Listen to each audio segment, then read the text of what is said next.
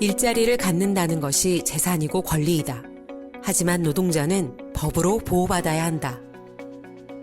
프랑스 초등학교 시민교육 교과서에 나오는 말입니다. 시민교육 중학교 3학년 과정. 급여 명세서를 보여주며 총 급여와 실수령액의 차이를 계산하시오. 사회 분담금을 더하고 교통수단을 제외한 금액을 찾으시오. 중학교 때부터 급여 명세서 보는 법을 가르칩니다. 공장 폐업에 맞서 파업에 나선 노동조합의 사례를 소개하며 어떻게 노동조합이 노동자의 권리를 보호하는지 설명하라는 문제가 출제됩니다. 중학교 때부터 노동자의 권리를 위해 노동조합의 파업은 당연하다는 것을 가르칩니다. 독일에서는 초등학교 때 모의 단체 교섭을 배우고 고등학교 때는 회사와 단체 교섭, 전략 전술을 한 학기 내내 배우기도 합니다. 학생들 대부분이 노동자가 되거나 노동자의 가족이 되기 때문에 노동자가 될 준비를 초등학교 때부터 하는 것이죠. 그럼 우리나라는 어떨까요? 한겨레 신문에서 일반고 사회과 교과서 17종 전체를 분석한 결과 4,612쪽, 노동 관련 내용은 83쪽, 고작 2%뿐이었습니다. 유럽의 대부분의 나라가 평균 27%를 노동교육에 할애하는 것에 비하면 차이가 참 큽니다. 상황이 이렇다 보니 초등학교 때부터 노동자와 노동조합에 대한 잘못된 인식이 심어집니다. 강력 범죄자들이 나와 있는 수배 전단지. 강력 범죄자의 인상착의를 항상 노동자풍이라고 묘사합니다.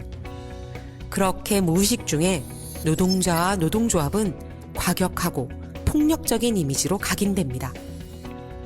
그러다 보니 부모들도 아이들에게 커서 노동자가 되거라 라고 말하지 않습니다. 정치도 마찬가지입니다. 불법 파업에 공권력이 투입되면 쇠파이프로 두드려 패지 않습니까? 공권력이 그들에 대해서 제대로 대응하지 못했기 때문에 우리나라가 2만 불대에서 10년을 지금 우리가 고생하고 있는 겁니다. If I were looking for a good job that lets me build some security for my family, I'd join a union. If I wanted somebody who had my back, I'd join a union. I travel a lot. I've been to countries that don't have unions, that prohibit unions. That's where you got still child labor. That's where you have terrible exploitation and workers are constantly being injured and hurt and there are no protections.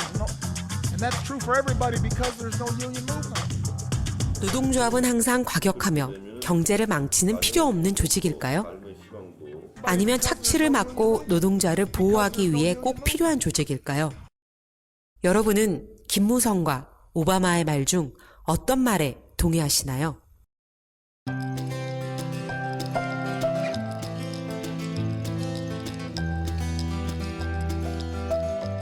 치열한 취업난을 뚫고 시작한 회사 생활. 고생 끝 행복 시작이라고 생각하겠지만 노동자로 시작하는 새로운 삶은 또 다른 시련의 시작입니다. 생계를 유지하기 위해 아침부터 저녁까지 힘겹게 일하고 때론 부당한 일을 겪기도 하고 회사의 불합리한 요구에 시달리기도 합니다. 이것을 노동자 한 명이 혼자 극복하는 것은 불가능합니다. 노동자가 자신의 권익을 지킬 수 있는 것, 노동조합으로 함께 뭉치고 단결하는 것뿐입니다.